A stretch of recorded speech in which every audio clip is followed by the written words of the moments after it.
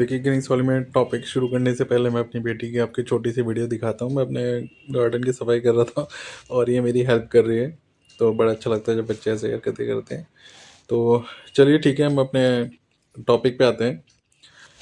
तो आज का जो टॉपिक है वो ज़ाहिर सी बात है, आपको मेरी बेटी के काम करने के तरीके से पता चल गया होगा कि वो है साफ़ सफाई का। इनकी गार्डन में ज़ाहिर सी आप समझ रहे हैं, फरवरी का टाइम होता है तो फरवरी में डोरमेंसी से प्लांट हमारे बाहर आते हैं।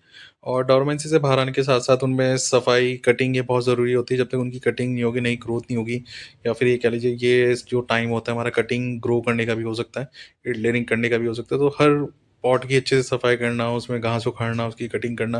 तो आप अंदाज़ा लगाइए, देखिए गार्डनर के लिए लाइफ में बहुत काम होते हैं, ऐसा नहीं है कि नहीं होते। उनको फिर जो हमारे ओल्ड प्लांट है, मतलब जो काफ़ी एजेड हो चुके हैं, उनकी सही शेप देना, उनकी जो स्ट्रेंथ है या फिर स्टेम कह लीजिए वो सही डायरेक्शन में लेके जाना। तो इन चीज़ों में टाइम बहुत लगता है। तो ये संडे का दिन मेरा ऐसे ही गया है, मतलब अभी दोपहर के कम से कम 12 बज चुके हैं और मैं इसी छत में लगा पड़ा हूँ।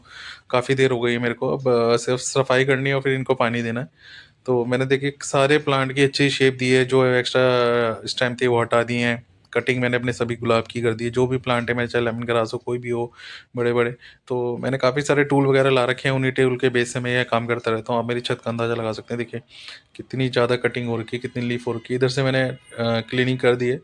तो गुड़ाई भी मैंने हाथों हाथ कर दी है। कुछ की जो कटिंग है, देखिए जैसे ये कटिंग ग्रो कर रखी है मैंने, या फिर जो बीज से जो पॉट होते हैं वो मैंने हाथों हाथ ग्रो करता रहता हूँ। ग्रो बैग में फेंकता नहीं, और छोटे छोटे जो पॉट होते हैं 5-5, 10-10 रुपए के, वो भी मैं ला के रखता हूँ। क्योंकि कटिंग भी ग्रो करनी पड़ जाती है किसी किसी प्लांट की हमारी, इसी वजह से।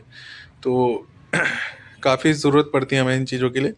तो देखिए मैंने है ना कटिंग भी रखी हुई है। ये मेरा हेक्सा ब्लेड है, ये हमारा तो ये मेरे बहुत काम आता है हेक्सा ब्लेड ये वाला, क्योंकि जो मोटी मोटी स्टैम्प होती है ना वो कटर से कभी कभी कटती नहीं है। तो हेक्सा ब्लेड से मैं धीरे धीरे उनको काटता रहता हूँ। शेप देने के लिए प्लांट को बहुत ज़रूरत पड़ती है। एक समय तक तो आपका कटर भी काम करेगा, उसके बाद फिर कटर है ना, मतलब लूज़ हो जाता है, जो उसका नट वगैरह होता है, उसका ब्लेड होता है, मुड़ जाता है। तो देखिए मैंने हर जो छोटे छोटे जो पॉट रखे हैं वो मैंने इसलिए रखे हैं कि अब जैसे ये कटिंग कटी है तो इसको मैं कटिंग को ग्रो करूँगा। तो काम तो बहुत होता है गार्डनर की लाइफ में, और इस चीज़ को थोड़ा मुश्किल होता है लाइफ को सेट करना।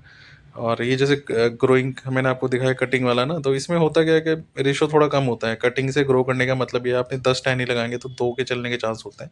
मैं ज़्यादा मानता नहीं ज़्यादा चलेंगी।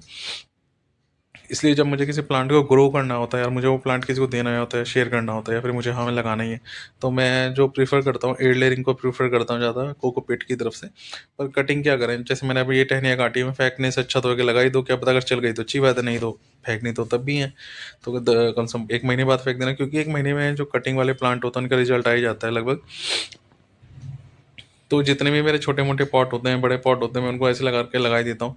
वैसे तो मेरा डॉग होता है, वो उम्मीद कम ही रखता है कि वो हिला देता है। कटिंग को कभी भी हिलाना नहीं चाहिए, एक बार लग गई ना तो कटिंग वैसी ही रहनी चाहिए जैसी वो लगी है। पर मेरा डॉग थोड़ा सा ऐसे है कि वो हिलाता रहता है, कभी किसी टहनी को खींचेगा खेलने के लिए, कभी किसी को।